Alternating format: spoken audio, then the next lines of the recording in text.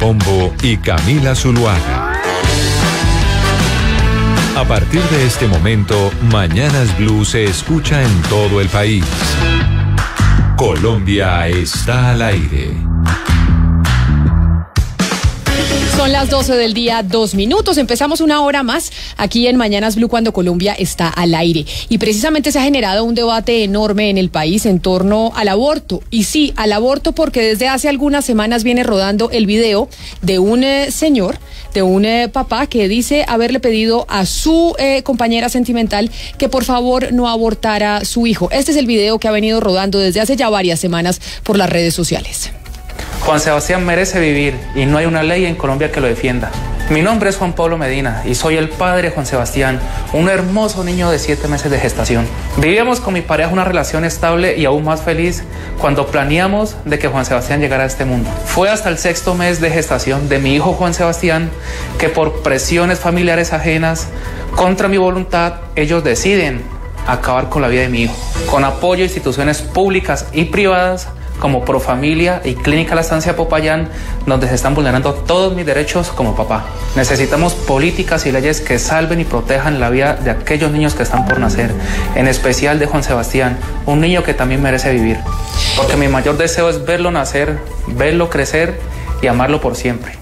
Y precisamente frente a estas acusaciones y frente al debate que se ha armado, estamos en comunicación con Marta Arroyo, que es la directora de Profamilia, que acaban de dar una rueda de prensa precisamente respondiendo a este tema. Señora Arroyo, bienvenida a Mañanas Blue, gracias por estar con nosotros. Hola, buenos días, Camila, a toda la audiencia. Sabemos que ustedes acaban de dar una rueda de prensa, pero frente a este caso que se ha venido conociendo desde hace ya un par de semanas, ¿cuál ha sido la respuesta de Profamilia? Para aquellas personas que no están enteradas y que tal vez pues no alcanzan a escuchar el video completo, pues ha generado todo un debate porque este señor que escuchamos dice que tenía una relación sentimental con una mujer que ya tenía 7 meses de embarazo y decidió practicarse un aborto porque no estaba preparada y no estaba con las condiciones de salud mental para poder ser mamá. Y él acusa a Profamilia directamente de practicar ese aborto o de ayudar en esas prácticas. Bien, Camila, lo primero que es muy importante y es lo que hemos compartido durante el día de hoy es que nosotros como organización prestadora de servicios de salud no podemos entrar a divulgar ningún tipo de detalle sobre la historia clínica ni de este caso ni de ninguna de los servicios que prestamos en la organización, es decir, tanto por ley como por condiciones que aplican a la historia médica de cada persona y eso nos aplica a todos. Nosotros no podemos entrar a dar ningún tipo de detalles sobre ninguna historia en particular. Entonces, esa es la versión de la expareja y obviamente nosotros allí no entramos ni tenemos absolutamente nada ni que negar ni corroborar porque no nos corresponde. ¿Cuáles son los tipos de servicios? Porque mucha gente a veces tiene unas distorsiones, incluso cuando lo discutimos internamente en los medios de comunicación. ¿Cuál es el tipo de servicio que presta Profamilia en el país? Gracias por la pregunta. Miren, nosotros somos primero que nada, y vale la pena recalcarlo, somos una organización privada sin ánimo de lucro. Este año cumplimos 55 años y el enfoque de la organización ha sido principalmente la defensa de los derechos sexuales y derechos reproductivos a través de la prestación de servicios de salud muy especializados. Nosotros en un año, en el 2019, le comparto cifras, en el 2019 prestamos alrededor de 3 millones de servicios. Únicamente de esos 3 millones de servicios, el 0,7% fueron servicios de interrupciones voluntarias del embarazo. Es decir, el resto, los 2 millones, casi 3 millones de servicios, se concentran principalmente en planificación, es decir, acceso a métodos anticonceptivos, medicina general, vacunación, consultas especializadas de ginecología y de urología, imágenes diagnósticas. Entonces, eso es lo que hace la organización. Tenemos 37 clínicas en 29 ciudades del país y además nuestro modelo de prestación de servicios de salud nos permite llevar a cabo en un año alrededor de 1.700 brigadas móviles. Son estas brigadas móviles las que nos permiten seguir llegando a las poblaciones rurales donde las mujeres enfrentan mayores dificultades para poder acceder a los servicios que nosotros prestamos, dentro de los cuales, reitero, está el acceso a métodos Doctora Arroyo, quizá lo que ha generado gran conmoción de este caso en particular es, yo sé que usted no va a hablar del caso en particular porque tiene que guardar la intimidad de la paciente, pero lo que ha llamado la atención y lo que ha generado gran controversia es el número de meses del bebé de la madre que estaba en gestación, que lo que se ha dicho o lo que dice el papá es que son 7 meses, que ella tomó la decisión de abortar a los 7 meses y obviamente empieza todos los debates en torno a que a los 7 meses pues ya es un bebé, que todos tenemos amigos, mamás que han nacido 7 mesinas. ¿Hasta qué mes de gestación se puede practicar un aborto en Colombia? Muy importante, Camila, la pregunta, y absolutamente pertinente. En Colombia hay una sentencia, la sentencia C355 del 2006. Esa sentencia establece que las mujeres tienen derecho a acceder a una interrupción voluntaria del embarazo bajo 3 causales. Pero además es importante que el país sepa que en ningún momento se establece un límite a la edad gestacional en la cual la mujer puede acceder a un aborto. Quiero también compartir que en este caso en particular, y esto sí lo puedo compartir porque es de conocimiento público, Profamilia fuimos instados por un juez a que se analizara el caso y que se aplicaba bajo una de las causales, se procediera con la interrupción voluntaria del embarazo de este caso en especial. Y eso la organización lo hizo respondiendo también a una circular de la Superintendencia Nacional de Salud, la C003, que establece que los servicios se deben prestar dentro de un margen de 5 días. ¿Por qué? Porque precisamente cada día suma. Doctora Arroyo, de esa etapa, esa claridad me parece importante, porque yo siento, y le digo entre esas yo, que teníamos la noción de que el aborto era permitido en esas 3 causales, donde hay riesgo de la mamá, donde hay malformación del feto y cuando hay violación, pero hasta cierto mes de embarazo. Yo pensaba que era 3 o 4 meses y eso era lo que, y creo yo que muchos colombianos piensan exactamente lo mismo. Es decir, si una mujer en cualquiera de estas 3 causales, incluso a los 8 o 9 meses de embarazo, quiere practicarse un aborto, lo puede hacer en Colombia sin ningún tipo de sanción. Lo puede hacer en Colombia sin ningún tipo de restricción, y además los protocolos del Ministerio de Salud y Protección Social así lo estipula, los protocolos de la Organización Mundial de la Salud también. Entonces, efectivamente, eso es una claridad muy importante. No hay límite a la edad gestacional, y además entendiendo las razones de las 3 causales: violación, incompatibilidad con la vida, es decir, hay un sinfín de razones que ponen a las mujeres frente a este tipo de decisiones. Pero mire, doctora, lo que estamos viendo hoy a raíz de este caso es una campaña de desprestigio en contra de Profamilia, no solamente tendencias en redes sociales, sino medios de comunicación importantes del país diciendo pues que ustedes como Profamilia se están lucrando por el aumento de los casos de aborto y está tratando de establecer una relación entre este tema de ánimo de lucro y los abortos que ustedes practican. ¿Qué tiene usted que decir sobre esto? Es absolutamente falso. Reitero, nosotros somos organización sin ánimo de lucro. ¿Qué quiere decir eso? Que en aquellas ocasiones, cuando logramos generar excedentes, todos esos excedentes, porque así lo establece la ley, tienen que ser reinvertidos en la misión. ¿Qué quiere decir? Yo le voy a dar un ejemplo precisamente con estos casos de interrupción voluntaria del embarazo. El 60% de los servicios que nosotros prestamos a las mujeres los cubren de manera particular o los cubre Profamilia a través de donantes que tenemos y de la cooperación internacional. Únicamente el 40% lo cubren las EPS, a pesar de estar incluido dentro del plan de beneficios. Nuevamente la cifra que les mencionaba, 3 millones de servicios donde estamos hablando de citologías, vasectomías, ligaduras. Doctora, pero para entender un poco y poder desvirtuar un poco pues estas acusaciones que son muy peligrosas y ya sabemos para la salud sexual de las mujeres, ¿cuánto cuesta un aborto en Profamilia? Ustedes, digamos, ¿qué hacen con esa plata de una intervención voluntaria del aborto? Entonces les explico. Primero que nada, porque totalmente de acuerdo, esto es una campaña de desprestigio, obviamente, y al final lo que hay detrás de la campaña de desprestigio es que las mujeres no puedan ejercer su derecho. Eso es lo que hay detrás de todas estas campañas de desprestigio, sin duda alguna. Que a las mujeres les dé miedo, que las mujeres se confundan. Entonces, gracias por el espacio para aclarar. Los servicios de la interrupción voluntaria del embarazo está cubierta dentro del plan de beneficios. Es decir, todas las EPS de Colombia deben cubrirlo. Deberían cubrirla, tanto régimen subsidiado como contributivo. Es decir, que ninguna mujer tendría por qué pagar de su bolsillo un servicio de aborto. Entonces, una cifra específica de que cueste 5 o 10 no la puedo dar. ¿Por qué? Porque eso forma parte del plan de beneficios. Nosotros hoy en día tenemos alianzas y contratos con prácticamente con todas las EPS del país, y en algunos casos ellos nos remiten los casos que tienen, las solicitudes que tienen de interrupción voluntaria del embarazo.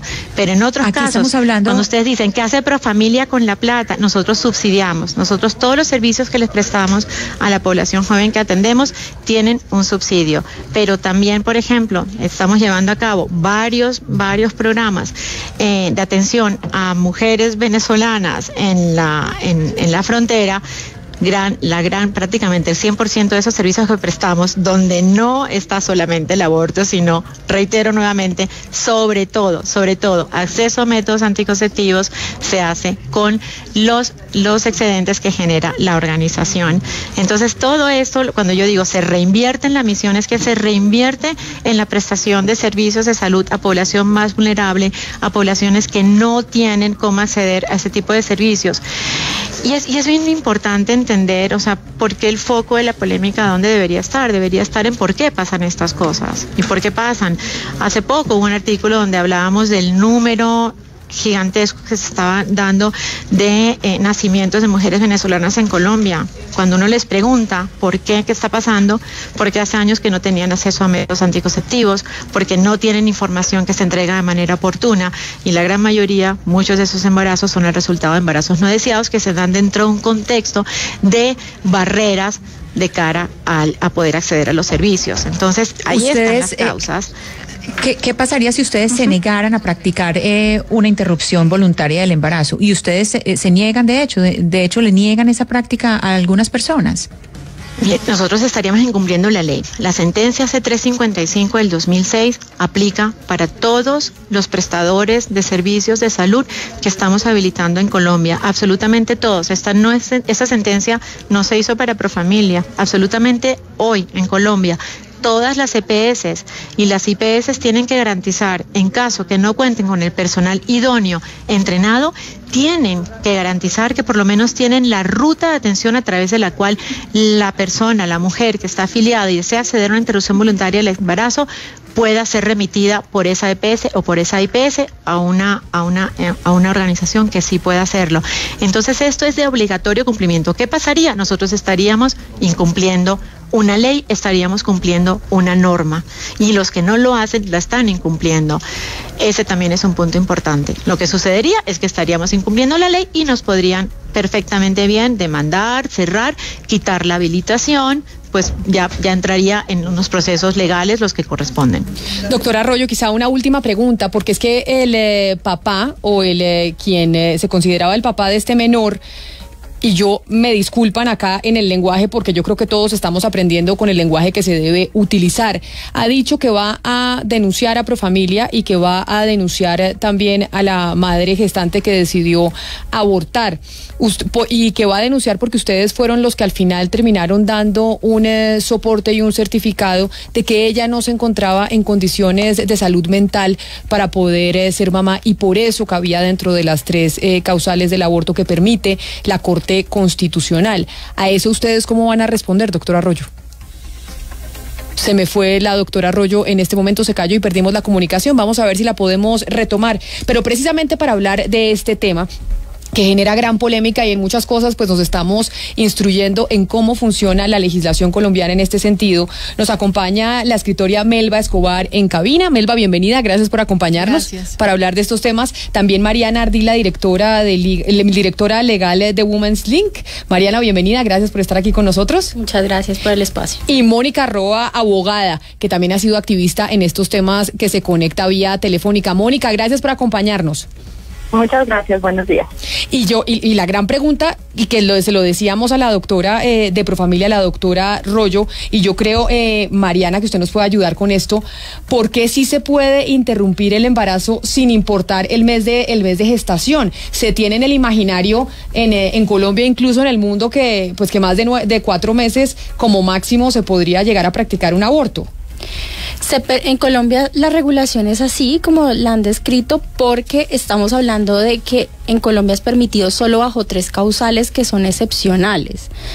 Cuando los países tienen plazos como los que usted ha escrito, 3-4 meses, es porque permiten el aborto por sola solicitud de la mujer hasta ese 3er o 4 mes de embarazo, que de hecho es lo que, según medios de comunicación, está discutiendo en la Corte Constitucional en este momento en Colombia. Pero en Colombia se está discutiendo eso, pero no estamos ahí. Es decir, lo que tenemos ahora son 3 causales que son un derecho, pero que siguen siendo causales excepcionales: peligro para la vida o la salud de la mujer embarazada, incompatibilidad del feto con la vida extrauterina y casos de violación. Entonces es importante tener en cuenta esto, tener en cuenta que no estamos hablando de que hay aborto por sola solicitud de la mujer actualmente en Colombia, sino que son las causales que son excepcionales, y por eso, digamos, no hay un plazo.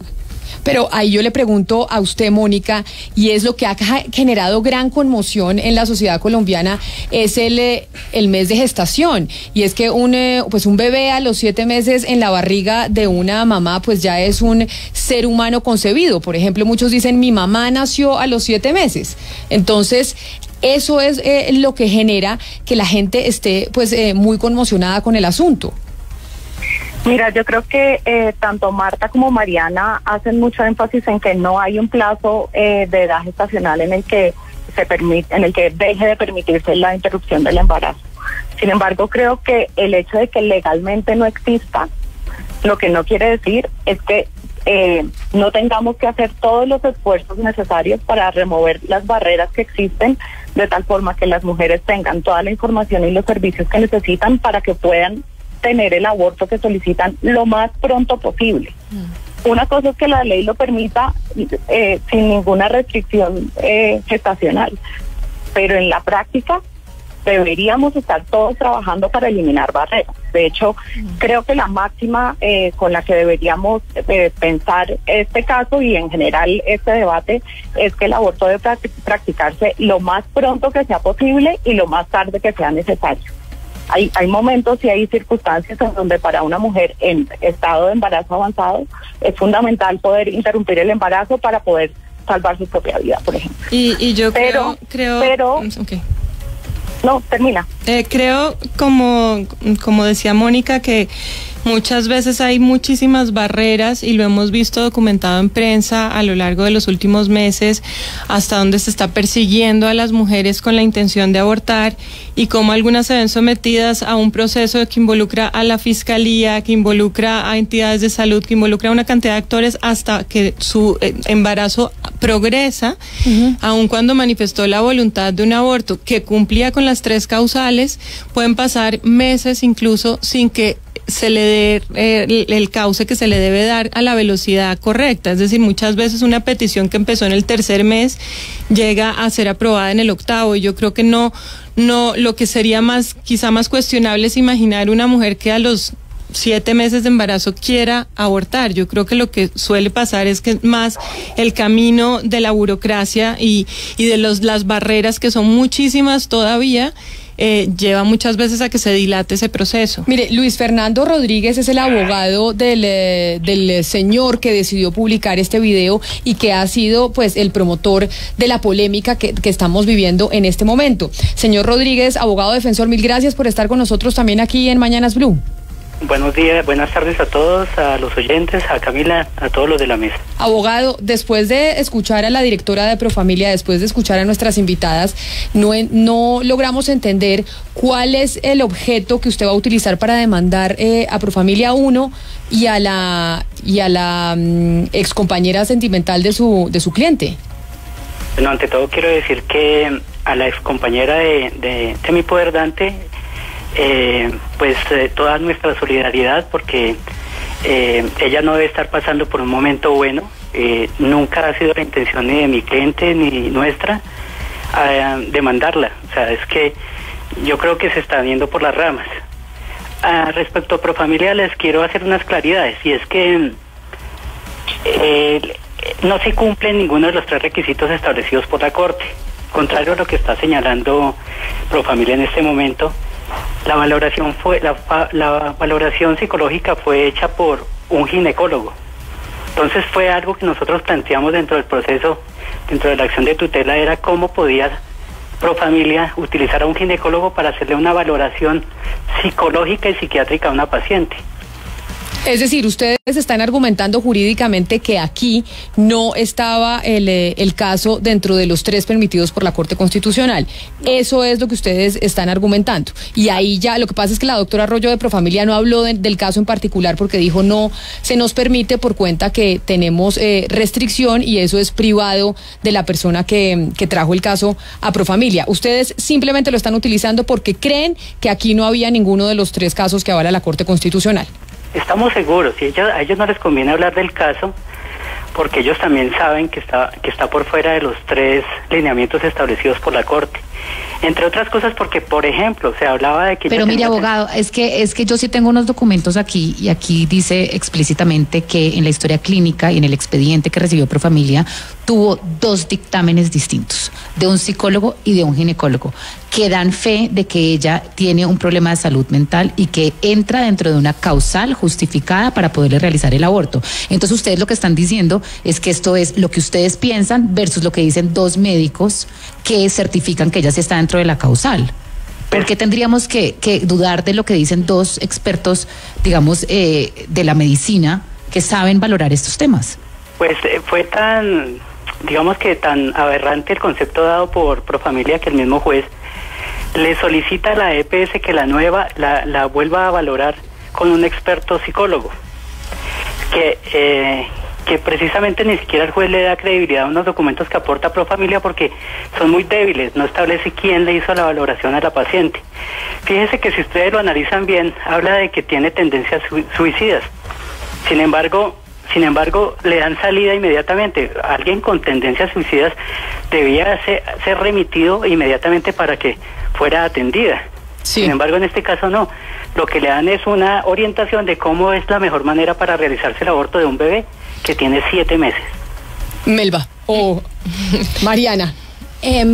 Esto es lo que pasa en muchos de los casos que nosotras y que otras organizaciones acompañamos. Son casos en los cuales los jueces y otras personas se creen médicos y creen que pueden desconocer lo que un médico o un psicólogo ha dicho, y la Corte Constitucional lo ha dicho en más de 10 sentencias de tutela de mujeres que han pasado por este tipo de situaciones, diciendo el certificado médico se debe respetar.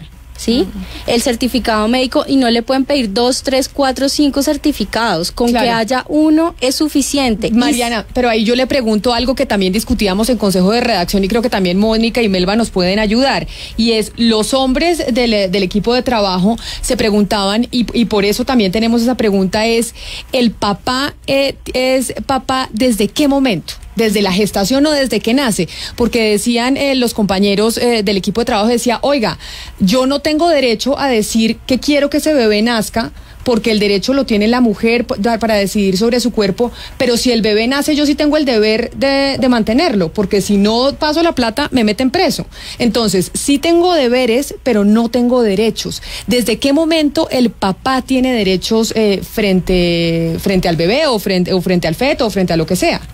Hay que hacer una claridad muy importante, y es que según la ley colombiana solamente hay persona desde el nacimiento. Entonces uno solo puede hablar de un papá o de una mamá desde que nace. ¿sí? Entonces eso es muy importante. O de un bebé, esto desde que o nace. de un bebé desde que nace. O Entonces, sea, antes que, ¿cómo lo debo llamar? antes hay diferentes etapas, Feto, embrión, feto, sí. cigoto, dependiendo de Pero, a ver, de la gestacional que estemos hablando, ¿sí?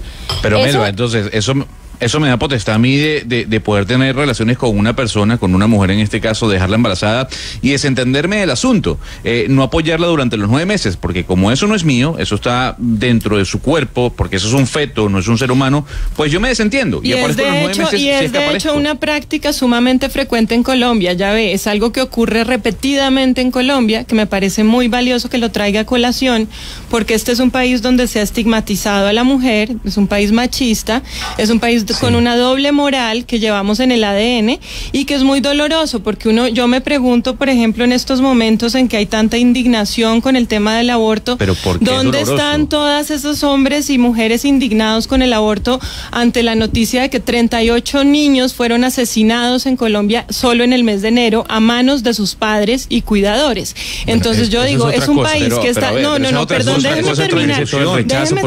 déjeme terminar. Yo me pregunto realmente si de esos 38 niños asesinados a manos de sus padres y cuidadores, ¿cuántos de ellos fueron realmente buscados, deseados, queridos desde el momento de gestación, durante el embarazo y planeados como un proyecto de vida de la mujer y del hombre para ser parte de su vida? La verdad, Sí, tristemente, lo dudo muchísimo. Entonces creo que sí hay una doble moral, porque si estamos defendiendo la vida, hay cientos de miles de millones de vidas en Colombia de niños que necesitan ser defendidas y protegidas por un tiene país toda la que los ha razón. descuidado.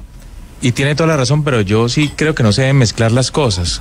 Una cosa es una cosa, otra cosa es otra cosa. Estamos A mí me hablando ahora del gustaría tema darle otra del aborto. respuesta Pero permítame, a tu yo expongo algo, porque es que yo no soy abogado.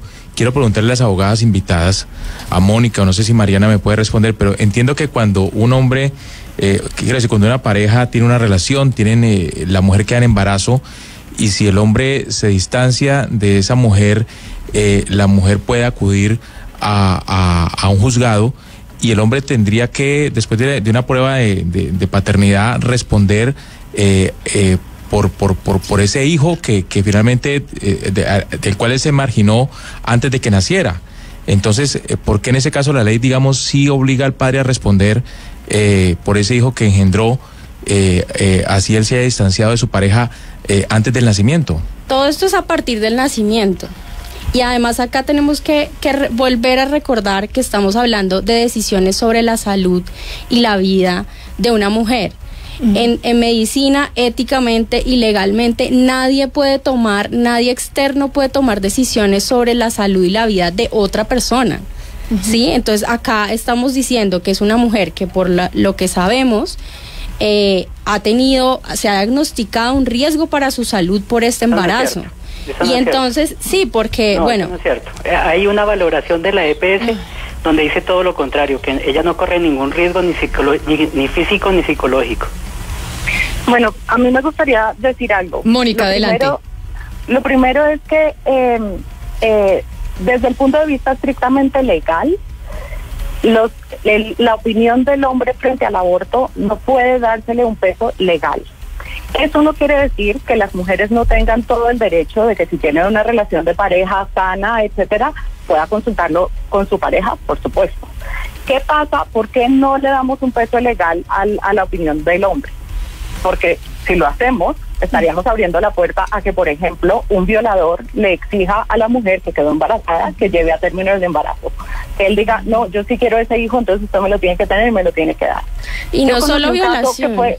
No solo violación, pero digamos que el efecto práctico de reconocer de reconocerle un valor jurídico a la opinión del hombre nos llevaría a esas circunstancias. Hay otros, hay un caso que a mí también me pareció súper doloroso, que conocí, acompañé, en donde una mujer cuya vida estaba en riesgo, estaba pidiendo un aborto, y al que le preguntaron fue a su esposo, y le dijeron, ¿usted a quién quiere salvar? ¿A su esposa o a su hijo? Y el señor dijo, al feto. Y a mí eso es que me parece absolutamente inaceptable, porque estamos hablando de la vida de las mujeres. Una vez nace el bebé tiene todos los derechos que tienen los niños en Colombia, su bienestar debe priorizarse, y esa es la razón por la que se le puede exigir a los hombres. Una vez ya nacido, que se hagan responsables por la paternidad y por garantizar el Perdón, aquí están tratando de colocar, el derecho que tiene la mujer a abortar por encima del derecho a la vida. Y la Constitución nuestra establece que el derecho a la vida es primordial. Y no se puede hablar que un bebé de 7 meses de gestación sea un cigoto o como lo están determinando ahí. Es un ser que ya puede sobrevivir perfectamente. Ni este caso se trata de un caso de violación. Cómo ponderar la vida ya lo hizo la Corte Constitucional y hay sentencias también. La Corte Constitucional, lo digo como abogado, está absolutamente equivocada. Pero abogado, pero no podemos, abogado, pero no podemos desconocer, permítame, Mónica. Permítame, pero no podemos desconocer lo que dice la Corte Constitucional, porque usted se imagina entonces que todos los abogados salieran a decir yo soy abogado y no reconozco lo que dice el juez o lo que dice el fiscal, lo que dice la Corte Suprema de Justicia. O sea, la Corte Constitucional para poder defender el derecho de la vida. Claro, pero usted que es abogado, usted que es abogado debe saber que ya hay un fallo de la Corte y lo que sí no podemos partir es de la premisa de que no compartimos los fallos de los tribunales, porque ahí sí pues entonces, a ver, doctor Pombo, estamos frente perdóneme, es que el Congreso es el que tiene que legislar, el Congreso no lo ha hecho. El Congreso es el que tiene que determinar las condiciones del aborto en Colombia. No lo ha querido hacer. Y desafortunadamente nos pone a enredarnos en todo este tipo de discusiones. Pero no debería ser la Corte la que ejerza esa posición. De que su cliente haya hecho público un video donde cuenta los detalles de un caso que será súper doloroso y detallando los detalles de un caso particular que no tendríamos por qué estar discutiendo públicamente. Señora, usted quería por salvar la vida de sus hijos. La Corte me parece perfecto, pero no tienen por qué someter a esta mujer a ese escarnio público al que la están sometiendo. Yo también creo es indigno absolutamente lo que están haciendo. Para evitar llegar a casos particulares de estigmatizaciones seguramente injustas y revictimizadoras, yo lo quiero elevar un poquito a lo conceptual y le quisiera preguntar a la abogada Mónica Roa o la doctora Mariana sobre las causales, porque es que creo que digamos, enfrentar el aborto puede ser desde 2 puntos o desde muchos puntos de vista distintos. Yo digo los 2 principales. Uno, las 3 causales. Y las 3 causales son objetivas. Es decir, si se presentan, puedo abortar. Si exacto, no. Si usted tiene el certificado médico que dice usted no está bien de salud y perfectamente es una persona que no puede tener un hijo. Acudimos a la legítima defensa, porque si se va a morir, pues obviamente usted puede perfectamente decidir y no es el Estado el que decide por usted. Ni el marido. Ni un tercero como el marido, estamos de acuerdo. Pero la otra es lo que yo entiendo que se llaman las tendencias voluntaristas, es decir, que es la voluntad de la madre en tanto que el feto no es una persona autónoma e independiente. Pero usted está preguntando en caso de que el aborto fuera legal en todos los casos. Claro, no, pero es que es importante acá porque el debate judicial en el particular caso que nos convoca hoy, pues es probatorio, si estamos o no dentro de las 3 causales, y allá mirarán a ver los jueces con base en qué pruebas deciden una u otra cosa. Pero como quiero elevar el debate para no estigmatizar ni revictimizar, simplemente estoy diciendo, uno puede abortar, las señoras en este caso colombiano pueden abortar, pero no por voluntad, no porque digan es que el feto no es autónomo e independiente, sino porque estoy dentro de unas 3 causales objetivas, es decir, fuera del sujeto, distinto a la señora, no es por la voluntad de la madre. ¿Estamos claros en eso? Sí. No estamos todavía ahí en Colombia. La Corte Constitucional está en este momento debatiendo, como de pronto algunos lo conocen, una demanda, y según ha salido en medios de comunicación, la Corte está considerando permitir el aborto por sola solicitud de la mujer hasta cierto punto del embarazo, lo cual, volviendo al tema que nos convoca, permitiría en cierto sentido eliminar muchas de las barreras. Esta discusión sobre el certificado, no el certificado, que aquí me lo hacen, que aquí no me lo hacen. Perdóneme, Mariana, pero eso significaría entonces que si se adopta por parte de la Corte Constitucional la tesis voluntarista, es decir, que el feto es parte de la mamá y no una persona independiente, eso significaría que se podría abortar hasta 2 días antes del nacimiento, porque si es digamos, parte de mi cuerpo. Pero lo que está tomando carrera en la Corte Constitucional con el magistrado Alejandro Linares es permitir el aborto en todos los casos hasta los 4 meses, es lo que entiendo que dice la ponencia, y es legalizarlo en todas las causas pero claro, hasta los 4 meses. Porque a partir de los 4 meses ya empieza a entenderse como una persona autónoma e independiente. No, y por lo tanto porque entiendo eso, que ese es el debate filosófico de la cosa. El debate no necesariamente es ese, el debate es permitirlo por sola solicitud de la mujer hasta determinado punto del embarazo y que de ahí continuemos con las causales que tenemos porque son casos excepcionales de violación, ahí yo de le incompatibilidad, yo le pregunto, pero Mariana, el fundamento no me queda claro. Y Melba, para que me ayuden. Pueden ser varios. Y yo creo que mis compañeros Hugo Mario, Gonzalo, y es acá estamos en casos hipotéticos, en que se autorice en la Corte Constitucional a que la mujer pueda abortar cuando quiera, hasta los 4 meses, hasta los 4 meses de gestación. Si su pareja, el papá, pues no se puede hablar de papá hasta después de que nazca. Bueno, el que era el dueño del espermatozoide, digamos, de ese embrión, dice, oiga, no, yo sí quiero que ese bebé nazca. No tiene potestad para decir absolutamente nada. Estamos hablando de un papá de una pareja establecida, no de un violador, no de un violador, de una pareja establecida. No tiene el derecho, digámoslo así, de decidir sobre ese embrión. Hablando en términos puramente legales, en ningún lugar del mundo se permite que una persona decida sobre el cuerpo de otra persona. Y mientras haya embarazo, pues el embarazo se produce en el cuerpo de la mujer porque ¿qué hacemos? Biológicamente es como hasta este momento de la humanidad está. Entonces, lo que pasa es que son dos cuerpos, ya estamos hablando de dos cuerpos, ¿no? Son dos cuerpos, exactamente, estamos hablando de una relación. El de la mujer y el del bebé. Exactamente, y le voy a decir algo, para llegar a la gestación hubo también la utilización de un espermatozoide de un hombre. Entonces, ¿por qué no incluirlo en la ecuación?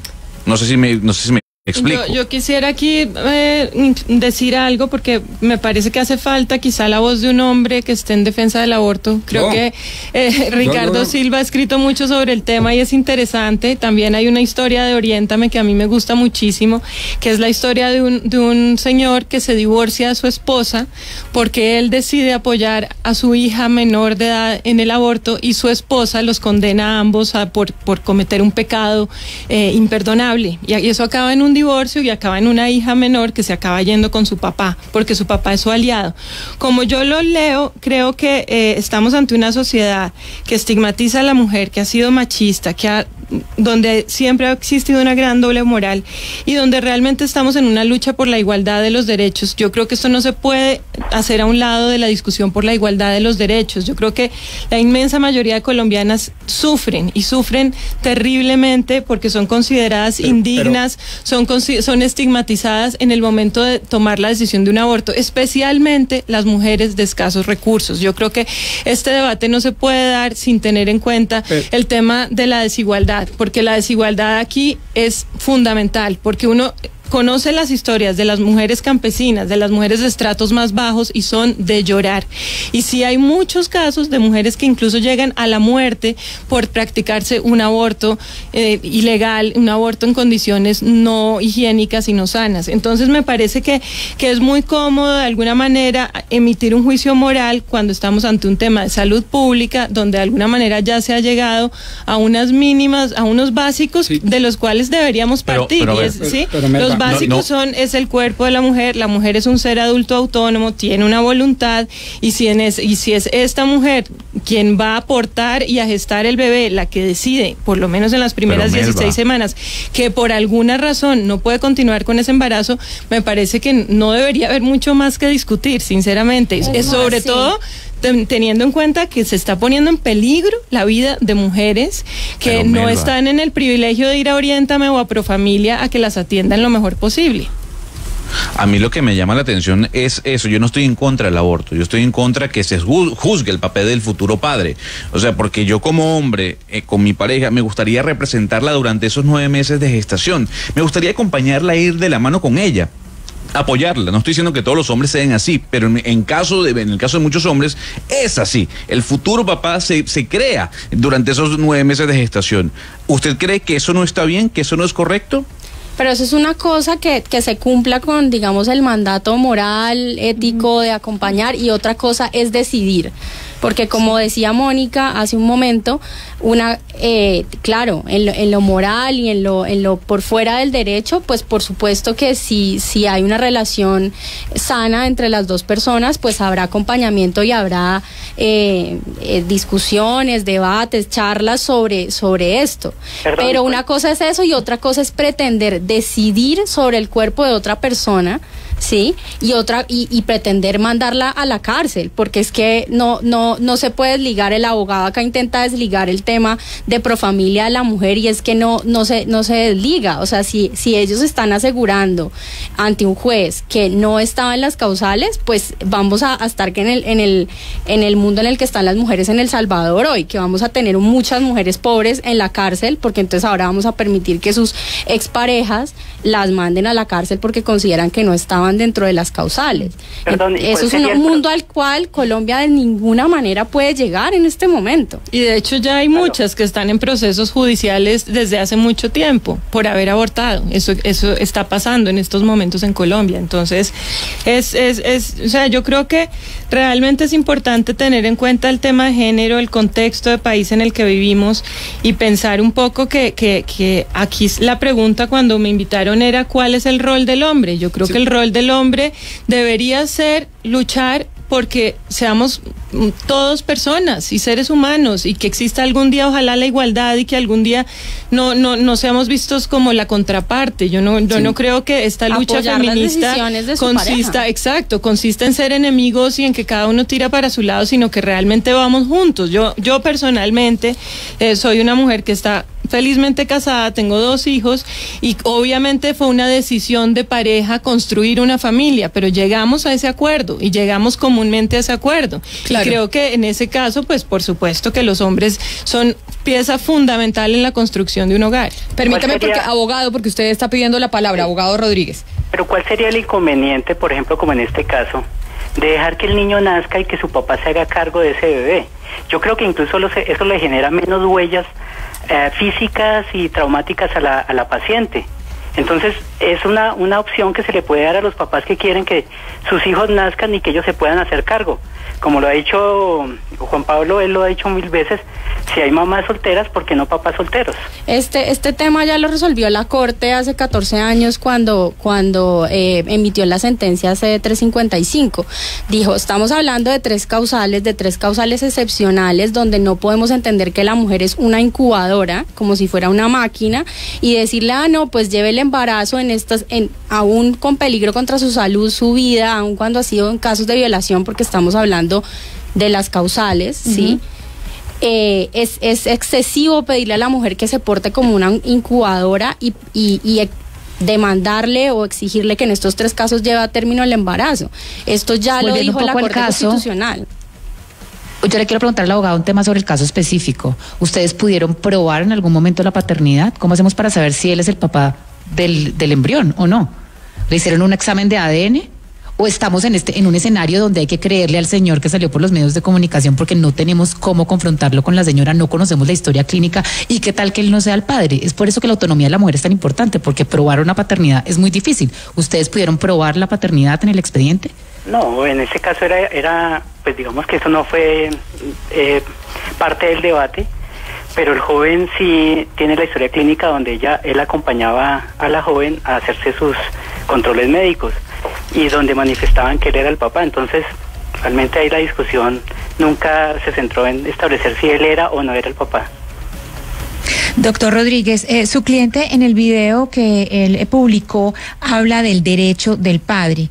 Yo no soy abogada, por eso le hago la pregunta para que usted me explique. Yo lo que entiendo es que la Corte Constitucional protege la vida del feto, pero el derecho a la vida es de la mujer. Cuénteme, ¿qué es el derecho del padre cuando hablamos de un ser no nacido, de un hijo no nacido, y eso tiene precedentes en Colombia o exactamente de qué estamos hablando? No, tal vez es la primera vez que se establece ese tema y eso fue parte de la discusión dentro de la acción de tutela, donde le queríamos hacer ver al señor juez que por encima del derecho de la mujer, que lo tiene para disponer de su cuerpo, estaba el derecho de la vida y del papá.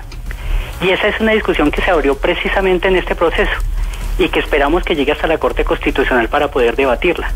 Abogado, pues yo le cuento que sí hay muchos precedentes, o sea, si usted revisa todos los comités de derechos humanos de Naciones Unidas, toda la jurisprudencia de la Corte dice que la decisión está en la mujer.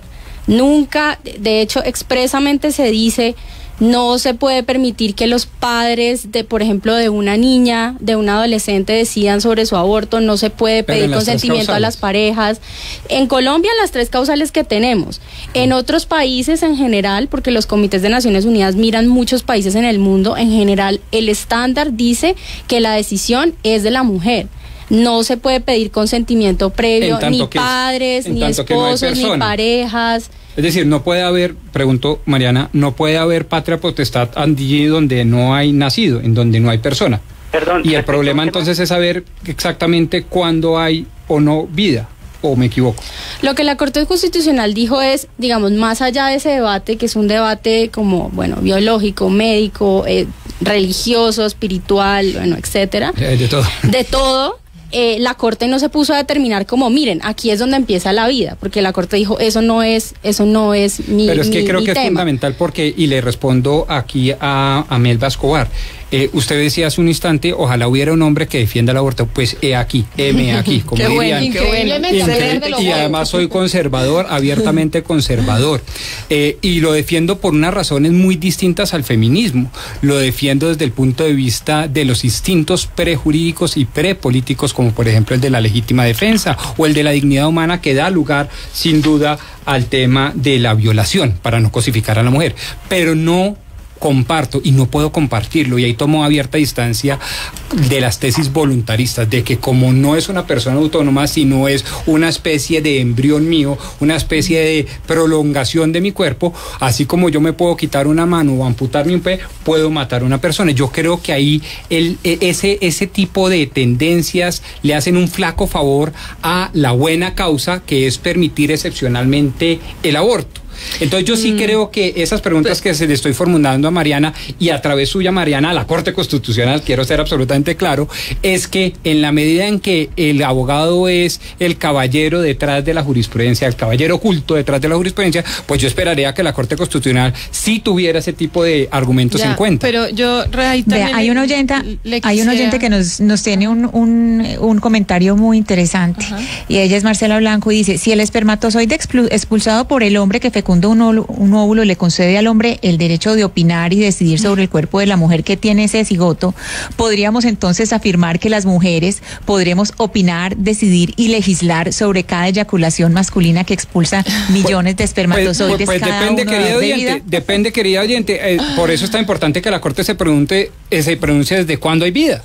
Porque si es desde la esperma, pues ahí está el debate. Pero si es desde los 4 meses gestación del sistema nervioso, pues eso no sé. Rodrigo, yo no sé de cuándo hay vida, Rodrigo. Eso ni la Corte lo ha podido resolver. Sí. Lo que yo sí sé es que hay hombres, pues no me gusta hablar en primera persona, pero yo soy padre y yo asistí a unas terapias que se llaman psicoprofilaxis.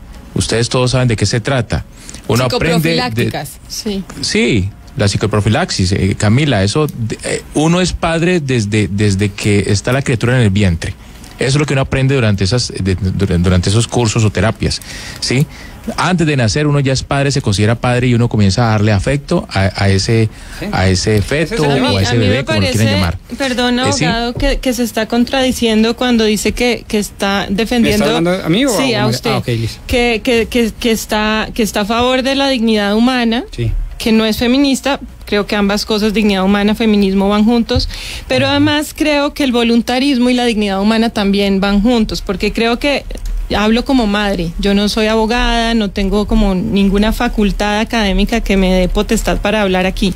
Hablo como madre y como una mujer que públicamente admitió haber cometido un aborto hace 20 años y lo explicó públicamente. Y yo lo que creo es que vengo, por ejemplo, ahora mismo del colegio, donde estaba en una reunión de padres, y me doy cuenta que necesitamos grupos de apoyo. Somos todos papás felices, con matrimonios felices, teniendo hijos felices, y necesitamos apoyo, porque la crianza es un reto enorme, ¿sí? Y creo que de alguna manera, si uno no tiene en cuenta los factores que llevan a que que seamos una sociedad en donde prima el bien, en donde prima el bienestar, en donde prima la salud, en donde prima la salud mental también. Todo eso tiene que ver con una opción voluntarista. Es decir, ¿qué se puede esperar de una mamá que está forzada por el Estado porque se le está imponiendo una maternidad no elegida? De alguna manera el Estado está intermediando en una decisión que es absolutamente personal, individual y de un ser humano. A propósito de eso me gustaría pero justamente acaban de decir que la Corte ha dicho que no hay vida en ese punto. No, y de hecho, la Corte no ha definido desde cuándo hay vida. A ver, la Corte sí, digamos, pero varias en el cortes. momento de gestación a las 4 o 8 semanas no hay vida, eso ya está claro. Lo que han dicho, ¿qué es lo que han dicho las Cortes? La Corte Constitucional hace 14 años y de hecho la Corte Interamericana hace menos años, en el 2012, en un caso Artavia Murillo contra Costa Rica.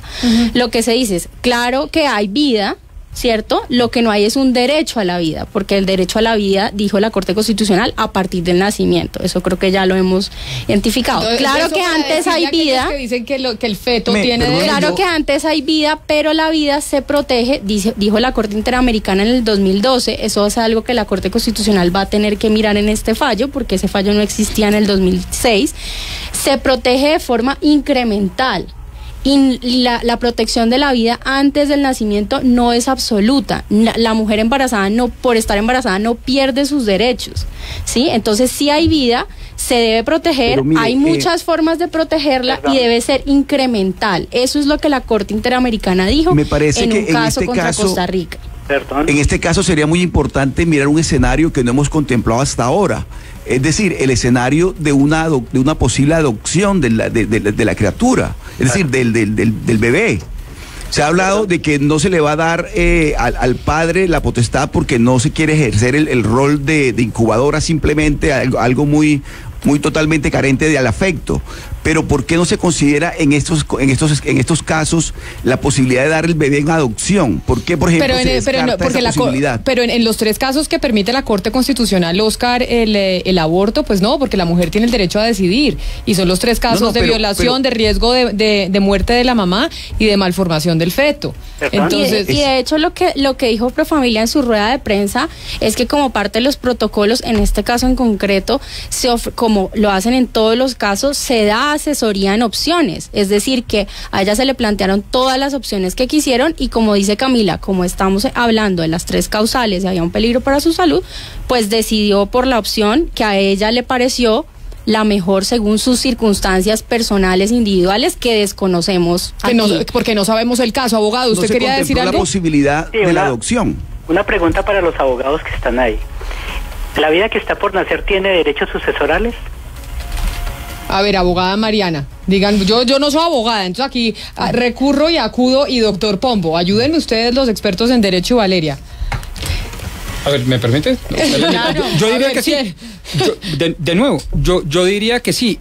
Hay que saber desde cuándo hay vida. Si nosotros entendemos que hay vida desde el 4º mes, esto es desde el momento en que ya, por ejemplo, se tiene sistema nervioso y una cantidad de efectos que de ahí se producen, entre otras cosas, el tema sensitivo que da lugar a la dignidad humana, pues obviamente a partir de ahí hay todos los derechos, incluyendo la patria potestad y por lo tanto el poder de participación de el padre biológico en la decisión del aborto a partir del 4º mes. Si usted toma la decisión de que solo hay vida cuando nace, solo hay derechos desde que nace. Y si usted toma la decisión de que hay vida desde que gesta, pues tiene todos los derechos desde que se gesta. Por eso es tan importante desde cuándo se entiende que hay vida. Pero entonces eso quiere decir que usted no está de acuerdo con los estándares de la Corte Interamericana, porque la Corte Interamericana lo que dice es incremental, no es lo mismo la protección en el día, a las horas de una concepción. Exactamente, María. Yo estoy absolutamente de acuerdo con las 3 causales de la 355 y lo he venido defendiendo en condición de conservador, heterosexual, patriarcalista, etcétera, etcétera.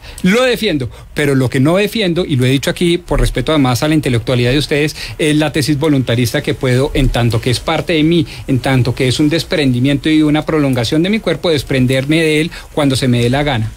Eso yo creo que el tema jurídico, pero yo creo que el tema jurídico ya está saltado, o sea, ya está resuelto, es decir, según el ordenamiento jurídico hay vida hasta que el bebé puede respirar y vivir por fuera de la madre, no antes. Entonces, en esa medida nosotros no podemos seguir discutiendo estas meras expectativas o que ustedes quieren cambiar el ordenamiento jurídico, etcétera. No, la ley es clara en Colombia. Hay una expectativa de vida que se debe proteger, más no hay una vida antes de que el bebé nazca. Valeria, es que porque biológica y fisiológicamente el bebé depende de nuestro cuerpo, así no les guste, ¿qué hacemos? Está dentro de nosotros. Es que no lo pueden cargar ustedes. Si lo tuvieran ustedes, de pronto tendrían más empatía con nosotros. Pero yo tengo toda la empatía y lo defiendo, pero no por las razones que ustedes aducen, sino por las causales objetivas que aduce la Corte Constitucional. Lo que dice la Corte, lo que ya está dicho es que el feto no es persona jurídica, que lo es desde el nacimiento, a partir del nacimiento. Eso es lo que dice la Corte. Entonces la gente me va a decir, entonces, ¿por qué si usted va con el feto en peligro, por qué a usted le ayudan? ¿Por qué le ayuda la EPS? Porque la ley protege la vida antes de que nazca, pero el derecho a la vida es de la mamá. Entonces, por eso, si yo voy con una preeclampsia, si yo voy con algún problema a una EPS, siempre me van a ayudar y van a ayudar al bebé deseado. ¿Por qué? Porque en ese momento está protegiendo la vida del bebé, pero el derecho a la vida es de la mamá. Entonces, lo que dice la Corte es, el feto no es persona jurídica solamente a partir del nacimiento. Y ya se nos va acabando el tiempo y nos toca ir redondeando. Yo lo que entiendo de lo que dicen nuestros compañeros hombres de la mesa de trabajo, acá está clarísimo jurídicamente el caso de las 3 causales que avala la Corte Constitucional. Pero poniéndonos en la hipótesis de que en Colombia se avalara el aborto en cualquier momento, cuando la mamá quiera decidir, yo no quiero traer un hijo al mundo, no quiero y voy y me practico un aborto. Y entiendo lo que dicen mis compañeros y dices, oiga, yo participé en la elaboración de ese feto. Yo con amor tuve una relación sexual con mi pareja y quisiera poder tener decisión. Quisiera poder decir que si queremos que venga al mundo o no queremos que venga al mundo, que mi palabra cuente. Es lo que yo creo que a ellos les raya un poco. Sí. Y es lo que quisiera que ustedes me ayudaran a explicar. ¿Por qué no? Porque no tienen, así ellos hagan parte de la mitad de ese feto, o se necesite la mitad de ellos para ese feto, pues no podrían tener esa decisión. Pues hay muchísimas razones, algunas ya se han dado acá. Biológicamente es algo que está dentro del cuerpo de otra persona, y es que no se me ocurre un caso en el que se le permita a una persona decidir sobre el cuerpo de otra, porque estamos en una sociedad que todavía no es igualitaria y sabemos que la carga del cuidado, de la anticoncepción, de muchas cosas, recae todavía en las mujeres. Entonces, si en un mundo ideal, pues esas cargas serían compartidas, pero por la parte biológica y también por la parte social sigue siendo para la mujer una decisión. Pero de un entonces impacto mucho más grande. Si llegásemos algún día a lograr esa equidad de género por la que todas las mujeres o muchas luchamos, en ese momento sí podrían los hombres llegar a tener la mitad de la decisión. No, yo estoy ahí con ellas, 100%, porque hay una contradicción en términos, porque nadie distinto a uno puede decidir sobre un instinto como la legítima defensa o sobre el alcance de la dignidad en el caso de la violación y cosificación de la mujer. Pero aquí estamos hablando no de las 3 causales, estamos hablando de si se permite 100%. Es que ahí sí nos metimos en un lío de gas mil Madonas. Si fuera 100% donde siempre pudiéramos decidir. O sea, si llegamos a esa equidad de género, ahí claro, sí podríamos llegar a hablar de que los hombres también decidieran, aún ¿o no? Se trata del cuerpo de otra persona. Y si estuviéramos en ese mundo ideal, ¿qué es lo que pasaría? Que las personas, hombres y mujeres, tendrían una conversación abierta, como la que describió Melba tuvo con su pareja, y decidirían, tenemos una familia, no, cuándo, etcétera. Pero ¿en qué mundo es el que estamos en Colombia? La Fiscalía lo que dice es que la mayoría de las mujeres que están acusadas en este momento por aborto fueron víctimas de violación o de violencia intrafamiliar. O sea, no estamos en ese panorama en este momento. Y lo Muy otro, interesante. yo quisiera añadir algo más antes del final, y es decir que para mí un aborto es un episodio traumático. Muy doloroso. Doloroso, creo que lo es en todos los casos. No creo que ninguna mujer lo elija como método anticonceptivo ni lo asuma con el menor cinismo. Creo que además de que es doloroso física y emocionalmente hablando, está estigmatizado, lo hace a uno sentir indigno y creo que por lo mismo eso debería ser un llamado a la empatía por parte de los hombres, de en lugar de verlo como una contraparte, es ponerse del lado de uno, ¿no? Sí. Es un socio, un aliado en la vida que uno necesita, particularmente en un momento como ese. Pues muy interesante el debate, debo confesarles a todas las invitadas, a Mónica Roa, a Mariana Ardila, a Melba Escobar, que aprendí mucho. Yo creo que de estos temas todavía nos queda mucho por aprender, y pues también entendí lo que dice el abogado que plantea sus puntos, y ya definirá la justicia si tiene razón o no. A todos mil gracias por haber venido y por habernos acompañado hoy aquí en Mañanas Blue. Muchas gracias por la invitación. A ustedes también por conectarse en Facebook Live, por conectarse también a través de las emisoras en cada una de sus ciudades. Ya llega Meridiano Blue con todas las noticias de Colombia y del mundo. Quibdó en cuidados intensivos. El abandono durante décadas intensifica la crisis social y sanitaria en uno de los departamentos más pobres y olvidados del país. En Meridiano Blue, Uriel Rodríguez le pone la lupa al viacrucis que padecen los chocuanos para ser atendidos en hospitales y centros